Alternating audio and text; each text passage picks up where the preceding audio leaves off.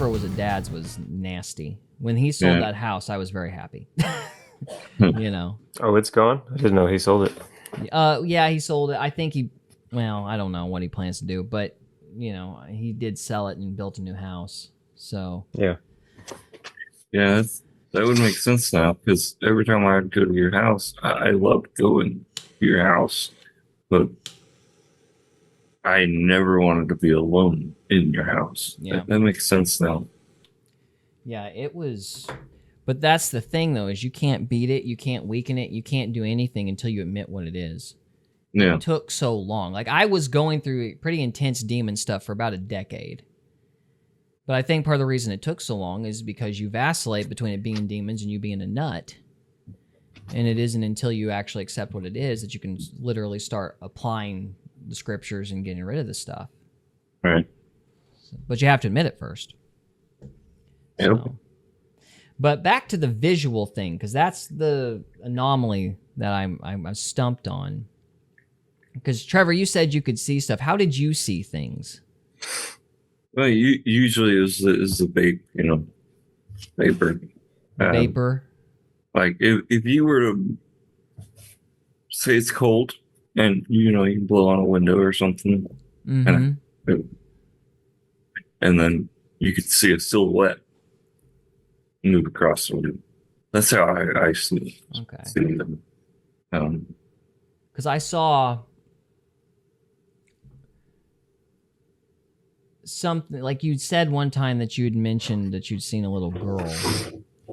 And when I was in Claremore, I'd seen a little girl. But the little girl, and I don't know if we've ever talked about it, so I'm kind of curious to compare notes on it. Well, I mean, most demons like to show themselves as children. Yeah. Because, it kind of takes, you're not as... It lowers your defense awareness, as if, it's a tall man or woman-like figure. If they show themselves as children, you're not going to be as scared. Yeah. Well, I think maybe that's why it would show up as a cartoon, because I think maybe, Cody, you're right, that it was a way to kind of disarm me, make me question whether it was real, perhaps.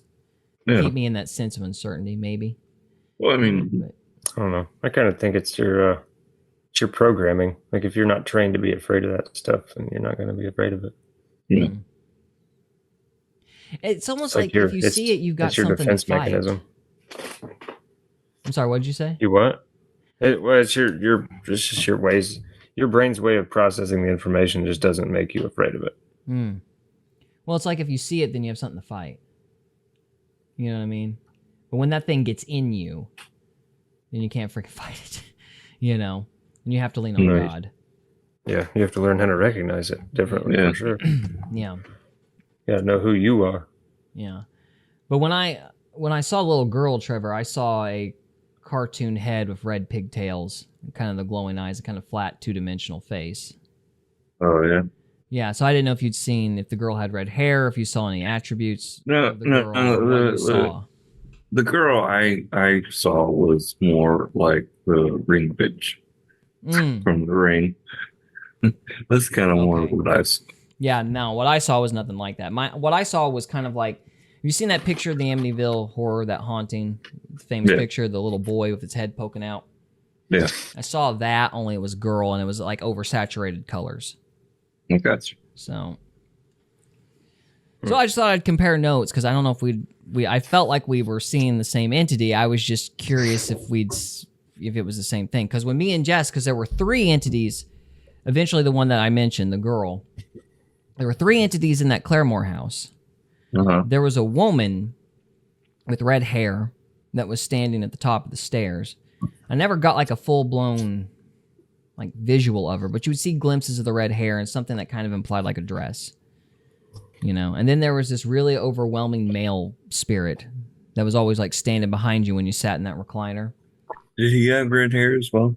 I don't know if he had red hair or not.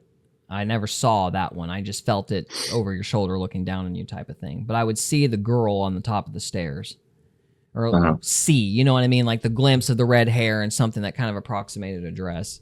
Like distortion of color, maybe. I don't know. But you got the Corner of sense your- that it was a woman. Corner of your eye type of thing. Corner, I think. Yeah. And so, and of course, you know, when it's that ambiguous, you ignore it. We ignored it until the orb thing with Demi happened, because that was at the Claremore place. And then once we saw the orbs, we're like, okay, it is something. But what was interesting is that Jess also saw red hair. So the red hair, and it was a woman on top of the stairs. Like, we'd wondered if she'd hung herself from there or something, you know, or it was a demon. Probably a demon, but we're seeing the same entity, whatever it was. I wonder if it's just that resonance, like whatever emotionally charged event happened there, that resonance is like a conduit, and the demon sees that the demon is influencing your interpretation of the magnetic resonance of the event. That could be, because I think I don't think this is a crazy theory and it's hard to explain, but I don't know if there's actually anything there in the spots you're seeing stuff. I wonder if there's something like messing with your perceptions and how you're interpreting what you're seeing. Does that make sense? Like there's something getting in your head and messing with what your brain is interpreting, rather than there actually being something in the spot you're looking at. Am I making any sense? I think maybe, like, because like that, I'm just thinking about like the front door in that barn that slammed all the time. Yeah. It's like, if it's just a resonance, it's just going to keep happening based on how much emotion is put into the building, or the battery, I guess you could say. So you don't think this resonance is an entity in the sense that it has any sort of sentience or intellect? It's just an No, echo. I think the resonance is like a thing that happens, and then the demon's like, this was Pete. And so, like, you know, and then he starts manipulating you. Okay, Yeah. so you think the it demon can is get like you to maybe believe that. playing it back? Yeah, kind of. Okay, so it's like, this is a crass analogy, but like, you know, the demon is turning on the CD player, as it were. Maybe. And if that makes any or sense. Like, or if the there's an CD player event- just goes, and then the demon's like, hey, it's definitely not me doing this. So it's like the event happens, and let's say the walls are a CD player, just throwing something Okay. out there. Yeah. So I it follow. gets recorded in the walls, and then Right. the demon is somehow able to activate whatever was imprinted onto those walls and play it on a loop, and you pick that up. You know, I think that's probably something. I'm guessing Yeah, I think completely. I think have you're probably no right. idea. Well, I I don't mean, know. it It's would just make conjecture. it would make sense because they don't have the power to create their own or whatever They can't create anything. They have to use what's already been there or what's already there. Yeah. They have to invert or manipulate. Manipulate or So it's like play acting, only they're playing acting based on the lore you've set up or something like that. pretty much. Yeah. They use the props that they have. Yeah. Yeah. It's theory. Yeah. Those are good I don't know, theories man. as far as I'm That's concerned. cool. I don't know either. I have my cool. anecdotes, and that's about it. But yeah, it just, Yeah. you do wonder why it happens to certain people and not others, you know? Because it's like, Where are you vibrating at? I have no clue. If you're, I think if you're vibrating at a super low level, like we were talking about, like Yeah. when are you vibrating at 100 or are you vibrating at like 84? You know, it's So- like if you're vibrating low, you're going to see those low frequency events play out. Okay, so if I remember correctly, though, like you're vibrating low if you're like I guess for lack of a better term, sinning or following Yeah. baser emotions, that kind of thing. Yeah. Whatever. I mean, if you're listening to creepy pastas and jerking off all day, like that's all you do, you're going to be pretty low. You're gonna start seeing stuff. Yeah. I'll attest to that one. Yeah. Well, I've got an unfortunate visual in my head now. Thank you. But Oh no. oh Sorry, no, bro. You can't handle the truth. I guess not. The truth will set you free. Indeed. Yeah, that's I guess that's the whole thing about just acting like a good person all the time. You're just going to see good stuff all the time. Unless I don't know. I don't know. unless you actually like want to see that side of things, but you have to be extremely careful because God might allow you to see it. Yeah. I don't know. I mean,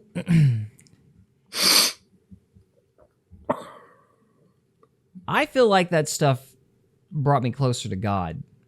Yeah.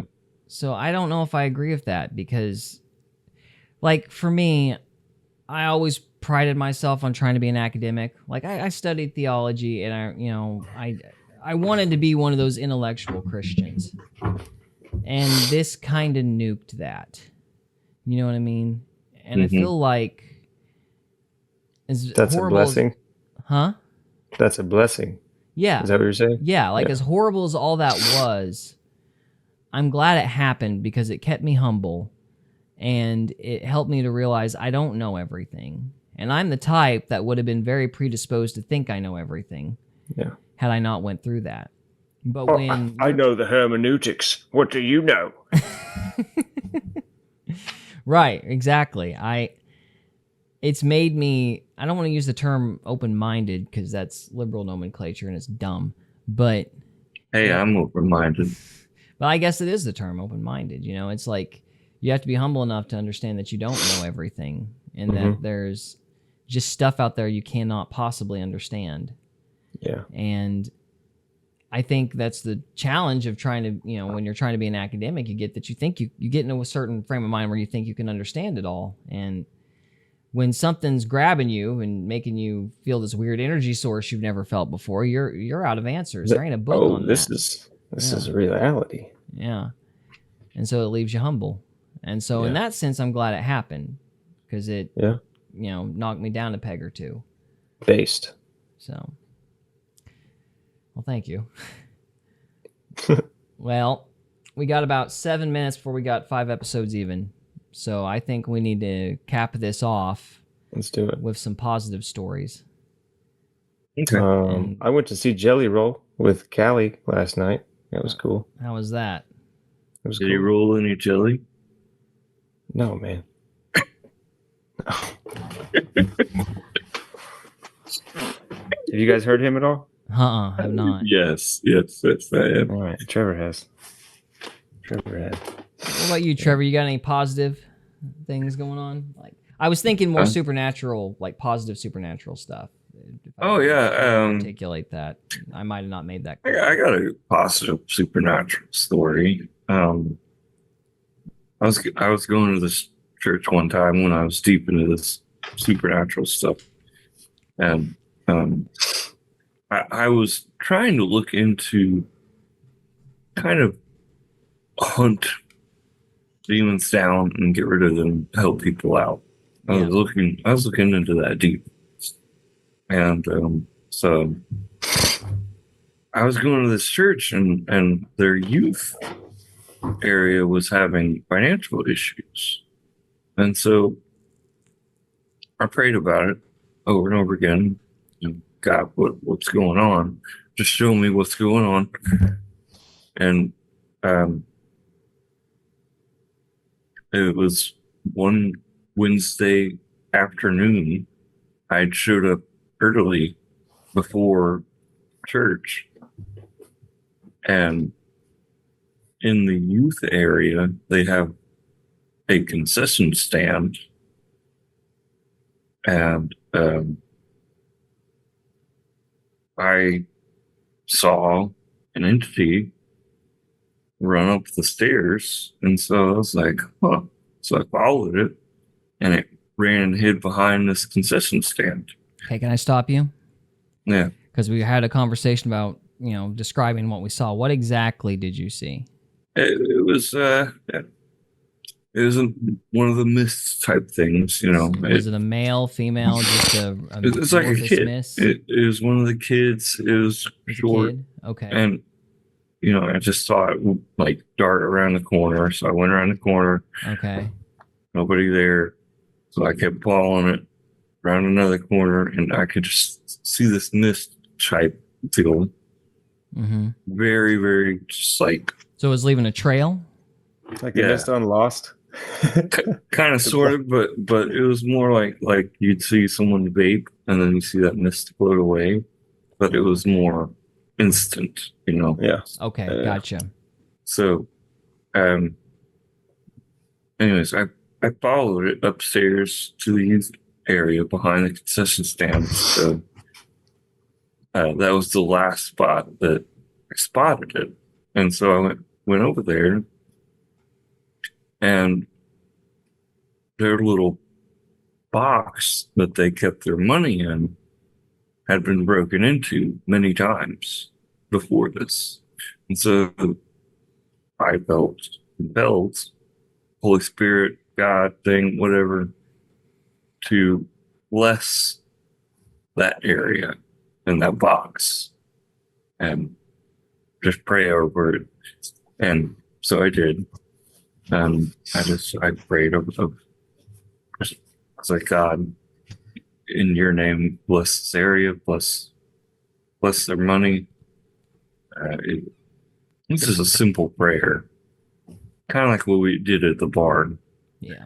And anyways, they caught the person stealing from the concession area and stealing their money like the next week. So do you think that So- spirit was influencing the person? Whoever was stealing it was influenced by whatever that was. Interesting. And this is so prayer does work. Yeah. That's what I'd like to come away with. Is prayer does work. Yeah. What about you, Mr. Cody? Well, I mean, hey, Jelly Roll is 40 years old and he's been 450 pounds, like, or over his whole life. So it's a miracle he's still alive. Very nice. Very nice. No, I don't really have any positive Okay. ghost stories. Well, I got two that I want to tell. All right. I think they're some of my favorite stories. Do tell. So me and Jess were in the park one time. This park in Skytook. And we were sitting down having a lunch. We're under this awning thing. We're listening to music, right? And this song from, I've showed you guys Death Note, right? That anime Death Note. No? Well, it's an anime. And it's got some Latin Gregorian chants in it. Kyrie eleison is what it's called. Now, sorry, that was my phone. Now, I didn't know what that song was at the time. I was just into anime soundtracks, right? So, Kyrie eleison comes on, and the cicadas start chirping. And they get really, really loud. And when I say loud, In the song or real to the life? song Kyrie eleison. They started crescendoing and decrescendoing with the music.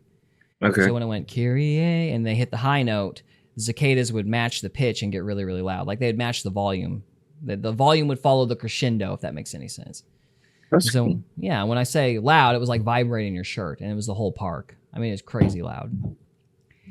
And we were baffled by that, and so we start trying all these other songs, Linkin Park, and just about anything you can imagine.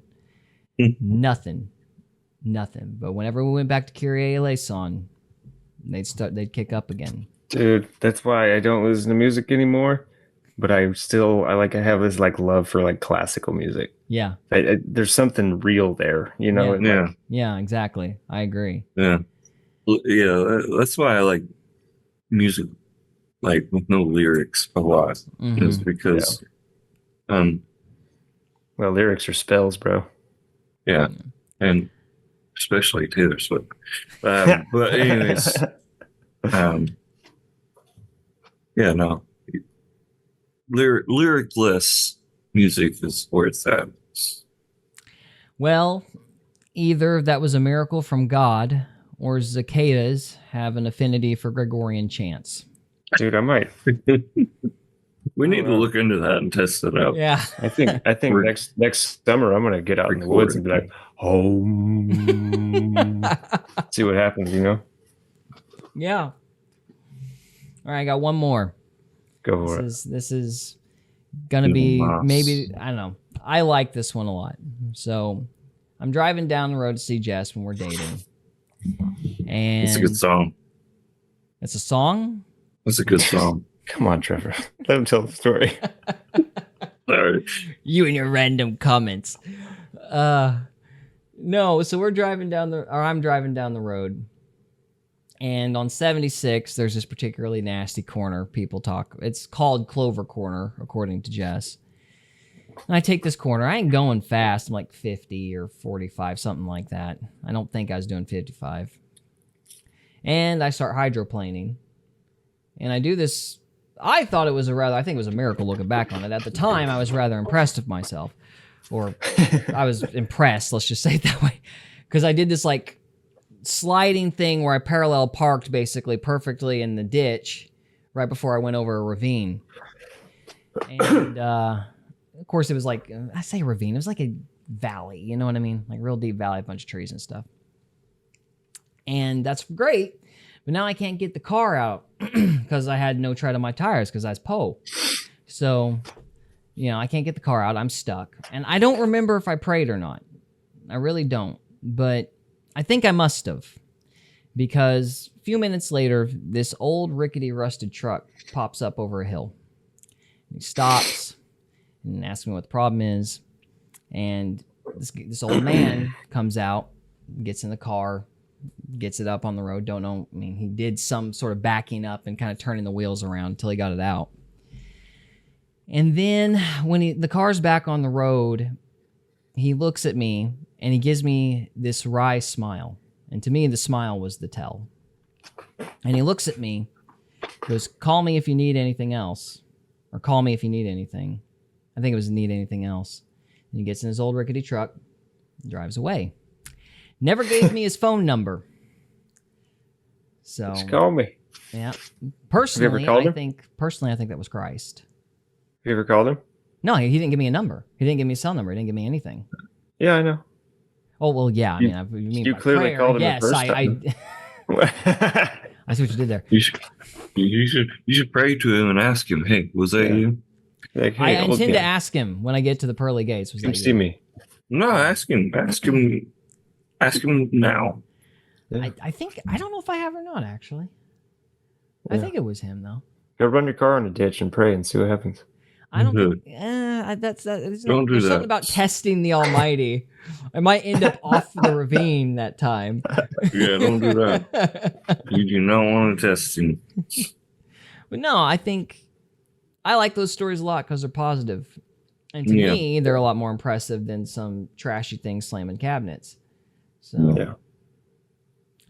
to sound that's pretentious true. again, perhaps, but I mean, you know, I think back on those things and smile. You know, they still impress me now. Whereas I'm not impressed with all the crap those things did all those years before.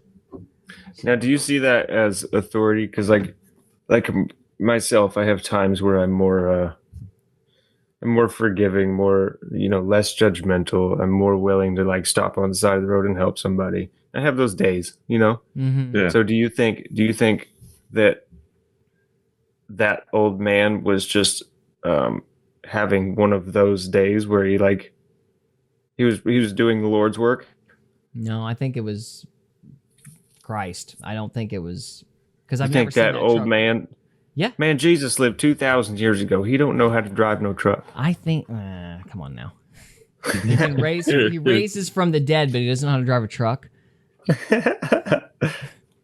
No, that's my opinion. And like I mentioned before, it was the smile. It was like it was a little hidden joke, and it confused me at the time. Yeah, until I but thought about it. in your theology, you don't get like the word authority, like God's authority. No, I you ever understand his authority. Thought about that? I'm not sure what you're referring to. Like what? Like you mean? his behavior when somebody else emulates Christ's behavior, it's the authority of God. So like it's God answering prayers essentially. Oh, I think he does that. Yeah, I think he answers prayers through other people. Sure. Yeah. I just think it happened. I think he did that for me because I was going through all that other stuff. You know Yeah. what I mean? Because this is all He sent the happening right around person. the same time. No, I think it was actually him. I don't think he sent anybody. I think it was literally him. Huh. You know, I know that's hard to believe, and that's just my belief, but Yeah. Did you check his hands? no, I didn't check his hands. No. That would have been the best tell. Like, hey, you see them hands. Yeah, no. For me, I think the smile was enough. He'd be like, you doubting Thomas. No, I know it sounds crazy, but I think it was him, looking back on it. You know, maybe, dude. I because don't know. I didn't know the guy. Guy acted like he knew me. You know? Yeah. And again, I think the smile, it's just like he knew he was joking, you know? So I could be wrong, but that's what I believe. I think it was him. Yeah. So, and yeah, I think it was what I needed at the time too. Yeah. Because there's a lot of bad stuff going on. So, but anyway, wanted to end on a positive note. Anybody got any final thoughts? I'm good to close out, man. What's you, Mr. Trevor? My thoughts are final. Biden? No, my thoughts are final. Final. Oh, okay. There you go. So I thought we were going to sour the conversation with politics there for a second. Yeah, please No, not. not this week. Not this week. No yeah. politics. All right, guys. Well, thank you very much for calling in and doing this podcast. And thank you all for listening. Thank you. Yeah. Thanks Don't for forget to unlike and unsubscribe. Tell us how vile we are. Or I mean the other way around. Right. Strike that. Reverse it. having us. All right. We'll see y'all later. See ya. All right. See you guys. See ya. Bye. We hope you enjoyed this episode of Faith, Fiction, and Folklore. If you did, we would love it if you would subscribe to us on YouTube or follow us on Rumble. We can also be found on X, Instagram, and Facebook. And we are available on Spotify, Apple Podcasts, Amazon Music, and iHeartRadio. Thank you again very much for listening, and we'll see you next time.